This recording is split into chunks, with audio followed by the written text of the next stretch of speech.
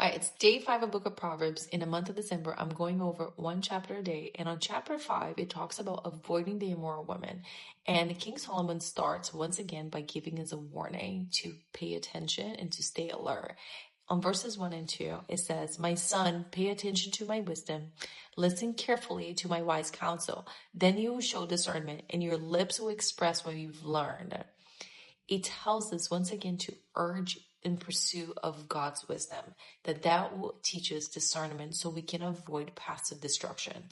Then it goes into verses 3 to 6, and it talks about it gives us description of the seduction of sin and the trap.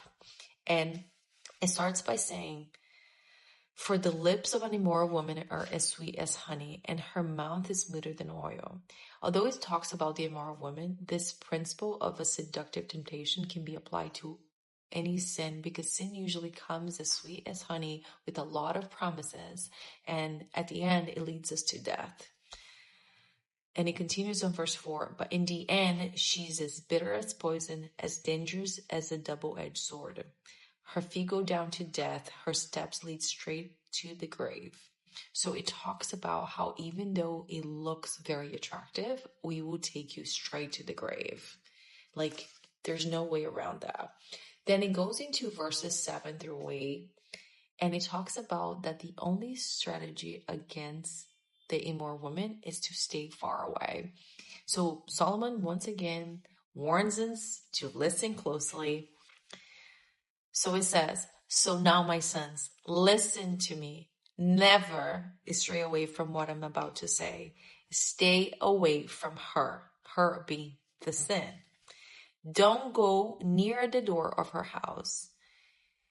It warns us so strongly to avoid it entirely, completely. There's not even like, "Oh, I'm just going to flirt a little bit. Oh, I'm just going to talk to that person. Oh, I'm just going to like be around." There's like, it tells you to stay away. We all have the strength to avoid temptation. But once we flirt with the idea, now we're trapped and we can't get away. So it's warning us to like not even play around, just stay far away from it, because that's the only way for you to stay alive and out of the grave. Then on verses 9 through 14, it talks about the consequences of giving in. And it says, "If you do, you will lose your honor, and you will lose to merciless people all you have achieved. Strangers will consume your wealth, and someone else will enjoy the fruit of your labor. In the end, you will groan in anguish when disease consumes your body. You will say, 'How I hated the discipline. If only I had not ignored all the warnings.'" So it urges once again to listen to wisdom and to live with discernment, that because at the end, this path, even though it looks very attractive and seductive, it will lead us to regret, to shame, and to ache, and we'll lose everything: our honor, our reputation, our strength, our ears, our health, our peace. Think of like how many families are destroyed because of adultery, and how some couples will, like, their financials are completely destroyed over a choice of adultery. And it warns us against that, and how it fully destroys that. Sin comes into a family and it completely destroys a family. And it goes into verses 15 through 20, and it talks about God's design and the joy in faithful love. On verse 15, it says, "Drink water from your own well.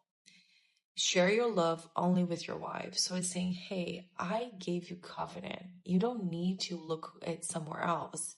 Enjoy the fruits of your love, of your marriage, of your relationship, and encourages us and tells us to only have sexual relationships with our spouse, and to avoid adultery, because our marriage was built to have covenant and to have the sexual relationship.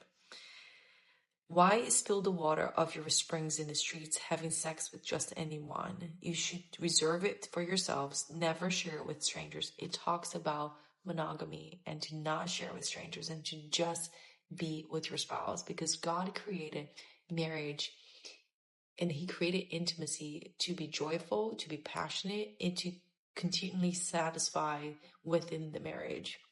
Then it closes with verses 21 through 23, where it basically tells like, hey, you can't hide anything from God.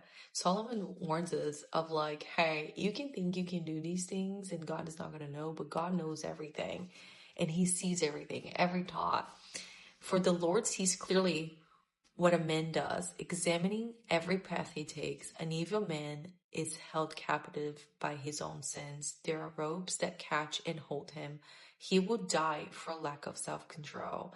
He will be lost because of his great foolishness. So this chapter teaches us to once again seek God's wisdom, that will lead to life, and that temptation can come in a very attractive, seductive, sweet like honey kind of package, but at the end is poisonous and it would lead us to death. And it would cause destruction of everything that you have in your life, your family, your riches, your resources, your honor, everything.